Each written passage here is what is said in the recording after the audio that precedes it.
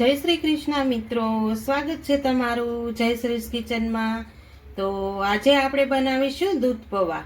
તો શરદ પૂર્ણિમા તો આવી જ રહી છે, તો દૂધ પૌવા તો બધાના જ ઘરમાં બનતા હોય છે, પણ આજે આપણે એક નવી ટ્રીક સાથે બનાવીશું, જેથી આપણા દૂધ પૌવા એકદમ સરસ ઘટ બની અને તૈયાર થશે।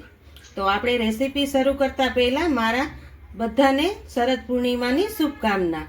તો ચાલો આપણે બનાવવાનું શરૂ કરીએ। તો દૂધ પૌવા બનાવવા માટે અહીંયા મેં 1 વાટકો પૌવા લઈ લીધા છે।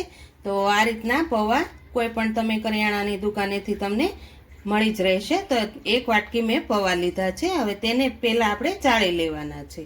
તો અહીંયા હું પહેલા પૌવાને ચાળી લઈશ એકદમ સરસ રીતે, જેથી તેમાં જે કચરો કે રજ હશે તે બધી જ નીકળી જશે અને આપણા પૌવા એકદમ સરસ રીતે ચોખ્ખા થઈ જશે। આ પ્રોસેસ તો તમારે કરવી ખૂબ જ જરૂરી છે, જેથી બધો જ કચરો દૂર થઈ જાય છે।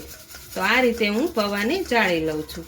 તો અહીંયા આપણા પૌવા એકદમ સરસ રીતે ચડાઈ ગયા છે। હવે આપણે તેને સાફ કરી લેવાના છે।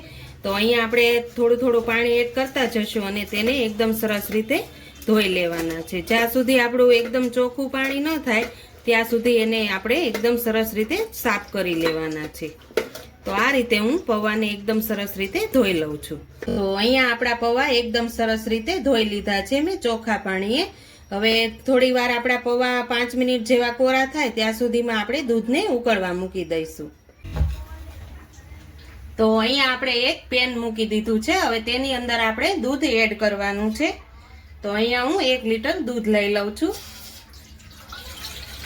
તમે કોઈ પણ દૂધનો ઉપયોગ કરી શકો છો। મલાઈ વાળું લેવું હોય તો પણ ચાલે અને તમે મિલ્ક વાળું ખાતા હોય તો પણ ચાલે। તો અહીંયા આપણે દૂધને પહેલા એક ઉફણ આવવા દેવાની છે। તો આ રીતે આપણે દૂધને હલાવતા રહેવાનું છે, જેથી આપણું દૂધ તળિયે બેસે નહીં। તો અહીંયા આપણો ઉભરો એક આવી ગયો છે દૂધમાં, એકદમ સરસ રીતે ગરમ પણ થઈ ગયું છે। હવે અત્યારે આપણે તેમાં પૌવા એડ કરવાના છે। પૌવા એડ કર્યા પહેલા આપણે તેમાં એક વસ્તુ એડ કરવાની છે, જેથી આપણા દૂધ પૌવા એકદમ સરસ ઘટ બનીને તૈયાર થશે। તો અહીંયા મેં મિલ્ક પાવડર લઈ લીધો છે, જે 10 વાળું પેકેટ આવે છે તે જ લીધું છે। હવે તેમાં આપણે પહેલા થોડુંક દૂધ એડ કરી અને તેની પેસ્ટ બનાવી લઈશું। જો તમે એકવાર આ રીતે દૂધ પૌવામાં મિલ્ક પાવડર એડ કરીને બનાવશો ને તો ખૂબ સરસ તમારા ઘટ એવા બની અને તૈયાર થશે। તમે જો ક્યારે આ રીતે મિલ્ક પાવડર એડ ન કર્યો હોય તો એકવાર આ રીતે એડ કરી અને બનાવજો, બહુ સરસ પૌવા બની અને તૈયાર થશે। તો આ રીતે હું તેની એકદમ સરસ રીતે પેસ્ટ બનાવી લઉં છું। તો હવે આપણે દૂધમાં પૌવા એડ કરવાના છે। તો પૌવા પણ આપણા એકદમ સરસ રીતે જો કોરા પણ થઈ ગયા છે અને છૂટા છૂટા પણ થઈ ગયા છે। તો હવે આપણે દૂધમાં એડ કરતા પહેલા આ રીતે આપણે તેને થોડા મસળી લેવાના છે, જેથી એકદમ સરસ રીતે પૌવા એબ્ઝર્વ થઈ જશે દૂધમાં। તો આ રીતે હું પૌવાને એકદમ સરસ રીતે મસળી લઉં છું। હવે આપણે દૂધની અંદર પહેલા પૌવા એડ કરવાના છે, તે હું પૌવા એડ કરી દઉં છું આ રીતે। હવે તેને એકદમ સરસ રીતે મિક્સ કરી લેવાના છે। આ સમયે જો તમારે એલચી પાવડર એડ કરવો હોય ને તો તમે એલચી પાવડર એડ કરી શકો છો। અહીંયા મારા બાળકોને એલચી પાવડરનો સ્વાદ નથી ગમતો એટલે હું એડ નથી કરતી। તો આ રીતે આપણા પૌવાને એકદમ સરસ કૂક થાય ત્યાં સુધી આપણે તેને ચડવા દેવાના છે। તો અહીંયા આપણા થોડાક પૌવા કૂક થઈ ગયા છે। હવે આ સ્ટેજે આપણે તેમાં મિલ્ક પાવડરનો જે પેસ્ટ બનાવી છે તે આપણે અંદર એડ કરી દઈશું। અહીંયા જે મેં ક્યુરી બનાવી હતી તે અંદર એડ કરી દેવાની છે। અમને એમ થતું હશે કે આમાં ખાંડ તો નથી નાખી, પણ આપણે જ્યારે થોડાક પૌવા એકદમ સોફ્ટ થઈ જાય ત્યારે જ આપણે તેમાં ખાંડ એડ કરવાની છે। તો અહીંયા આપણે દૂધને એકદમ સરસ રીતે હવે ઉકળવા દેવાનું છે, જેથી આપણા પૌવા એકદમ સરસ રીતે કૂક થઈ જાય। તો આ રીતે હું હવે દૂધને એકદમ સરસ રીતે કૂક થવા દઉં છું। તો અહીંયા આપણા પૌવા એકદમ સરસ રીતે કૂક થઈ ગયા છે। હું જો તમને બતાવું ચેક કરીને, જો આ રીતે આપણે એક પૌવા લઈને જોઈ લેશું।